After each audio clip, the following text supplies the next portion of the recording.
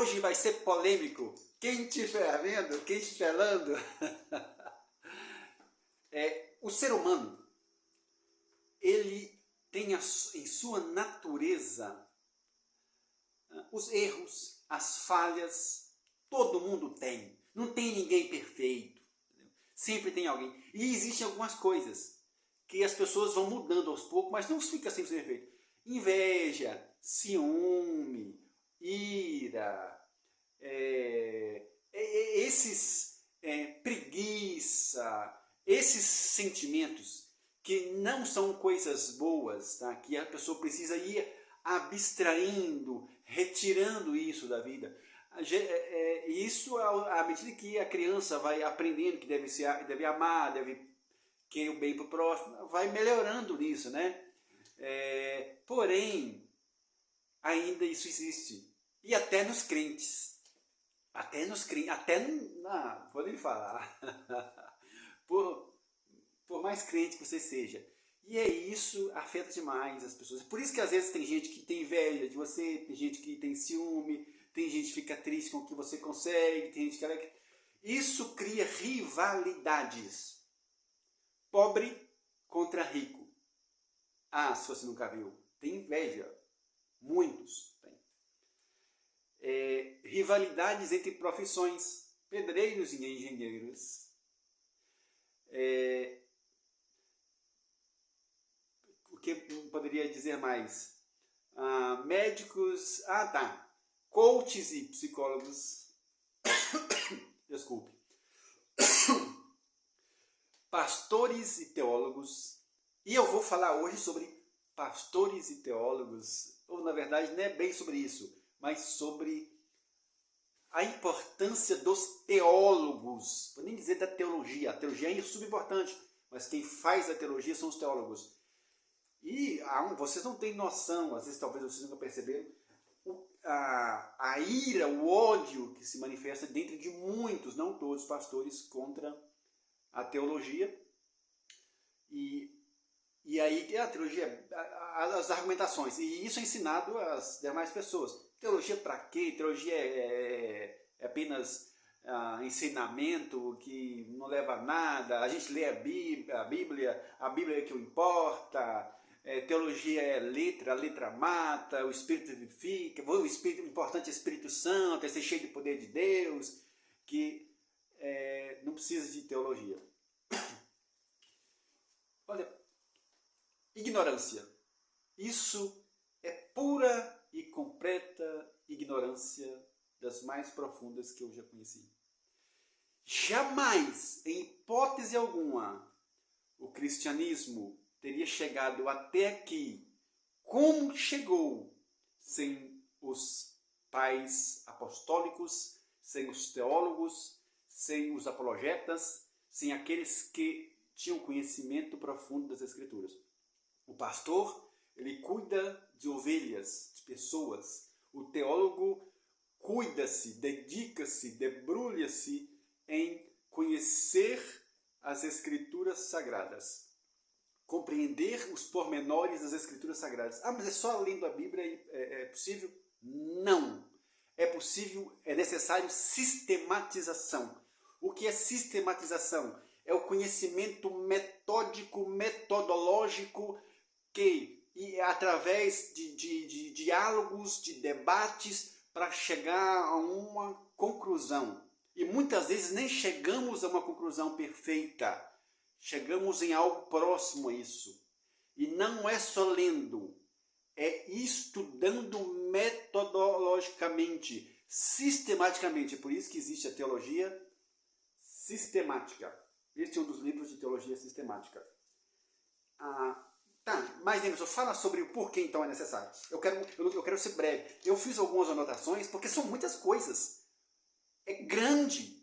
Mas algumas dessas anotações que eu fiz que sim, sem teologia, meu irmão, você não teria a concepção de Pai, Filho e Espírito Santo da doutrina da Trindade, da Trinidade, da Trindade. Você não teria a concepção de batismo, se é de crianças, se é de adultos. Você não teria a concepção de o que é idolatria de fato e como combater as idolatrias. Você não teria concepção de pouca coisa. Você ia conhecer bem o supérfluo. E dificilmente a igreja teria chegado aqui. Vamos começar. A salvação é para todos ou só para alguns? É um debate acirrado. É uma questão teológica profunda.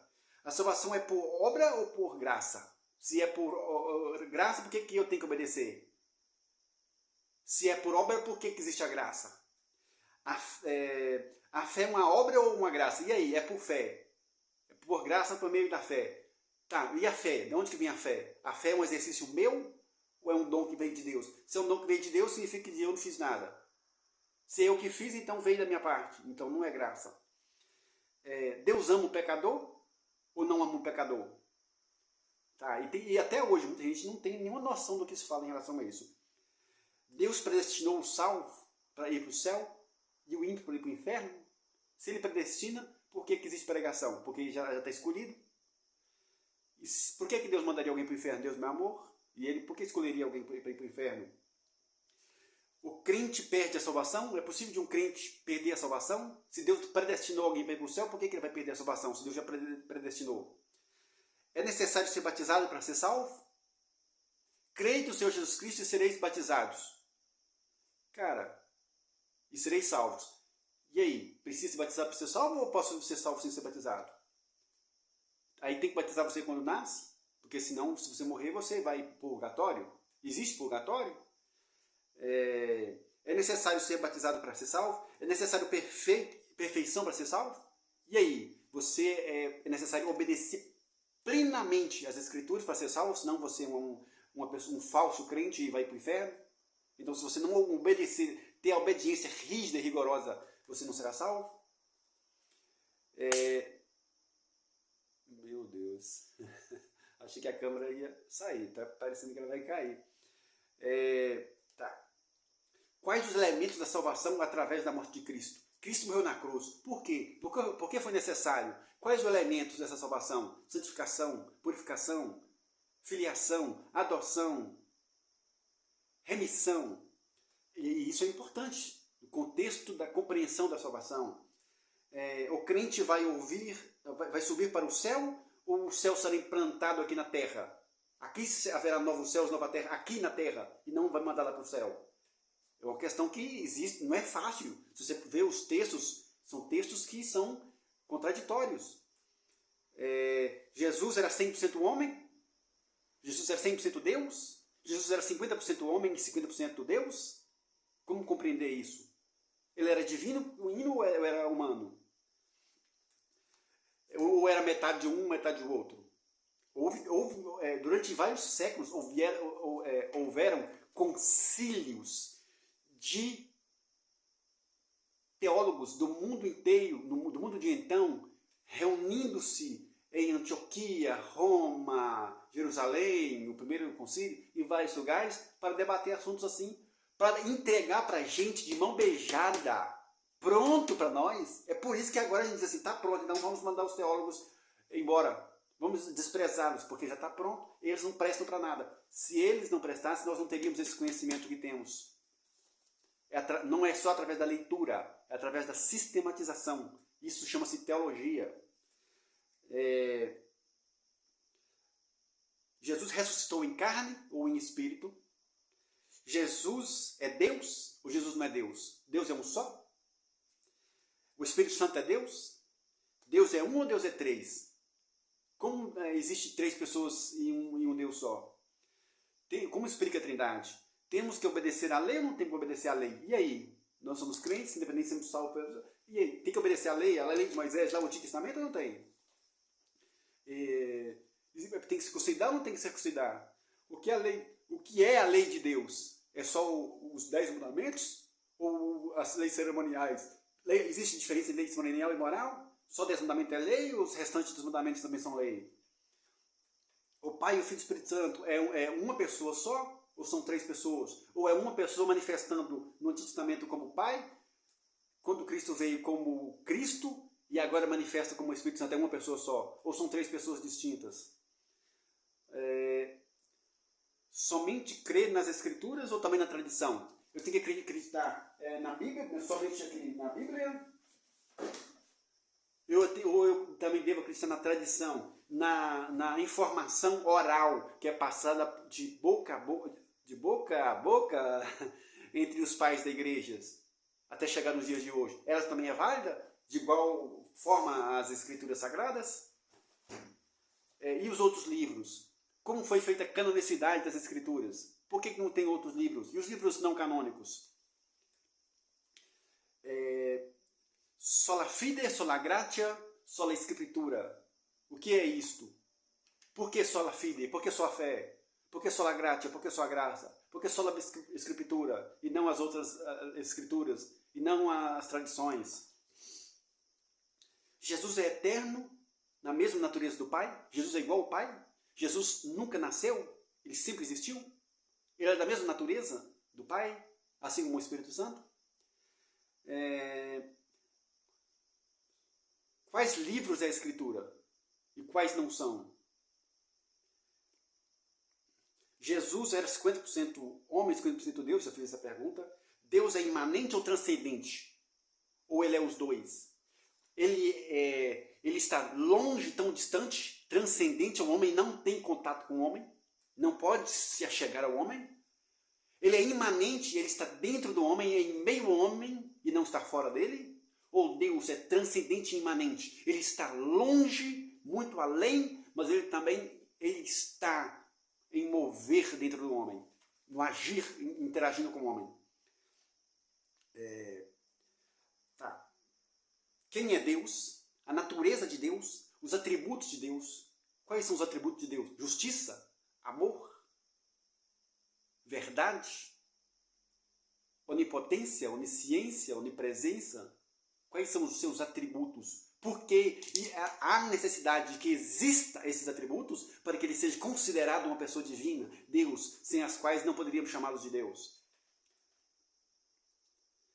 Atributos comunicáveis, atributos incomunicáveis, atributos que Deus tem, nós devemos ter, atributos que só Deus tem, o ser humano não é possível ter. O Pai, o Filho e o Espírito Santo são diferentes? Existem tipo, é super hierarquia. O Pai é o que cabeça. Jesus está no meio, o Espírito Santo é o que está embaixo na escala de hierarquia? Ou são todos no mesmo nível? Não existe escala de hierarquia, são todos iguais. E como pode existir três seres totalmente iguais e totalmente onipotentes? Se um tem todo o poder, como o outro tem poder também? Te peguei. Não é fácil compreender. Como um está em todo lugar e não existe espaço para o outro. O que é o batismo no Espírito Santo? Existe glossolalia? Falar em línguas? Não falar em línguas? Falar em línguas estranhas de outro país? Ou falar em línguas do céu, dos anjos? O que é isso? Ou não é necessário? O dom de cura era só para aquela época ou é para a época atual? Os dons são atuais ou os dons eles prescreveram? Os crentes que morrem estão dormindo ou estão no céu? Porque existe gente que prega isso. Morreram em Cristo, está dormindo, depois vai para o céu. Morreu sem Cristo, está dormindo, depois vai para o inferno. Ou então serão aniquilados. As pessoas que morreram sem Cristo serão aniquiladas ou viverão num lugar chamado inferno para sempre? Batismo de criança ou de adulto? Imersão para aspersão, nós vamos imergir como sepultando ou vamos só aspergir a água sobre a cabeça da criança ou sobre o corpo da criança? O que é idolatria, como eu já disse no início? A doutrina do arrebatamento, do raptus, em grego raptus, do arrebatamento, aquilo que quando Cristo vier e levar a sua igreja. Aliás, ele nem vai vir, encontrará com ele nos ares. Depois ele virá com esse povo que foi arrebatado, com a sua igreja, encontro da salvação dos remanescentes do povo de Israel. Predestinação ou livre-arbítrio? E aí? A gente escolhe seguir Deus? Ou Deus que escolhe a gente para segui-lo? Então, gente, teologia não é algo descartável, teólogo não é quem não tem nada para fazer. Isso é importante. Cada um respeitando a posição do outro, sendo humilde, Eu sou teólogo e respeito o pastor. Eu sou pastor e respeito o teólogo. O pastor cuida de ovelhas. O teólogo cuida do conhecimento das escrituras no contexto mais profundo e sistematizado. Não precisa brigar, gente. Não precisa. O engenheiro faz os seus cálculos, o pedreiro constrói. Não precisa brigar, não. O coach, que seja um bom coach, faz um treinamento de pessoas para melhorar a sua performance, sua vida financeira. Beleza. E o psicólogo trata de doenças emocionais. Cara, precisa de um brigar com o outro? Isso é falta de humildade. Gente, humildade. Então eu gostaria muito de ver em todos os contextos do mundo a capacidade de compreender a atuação do outro.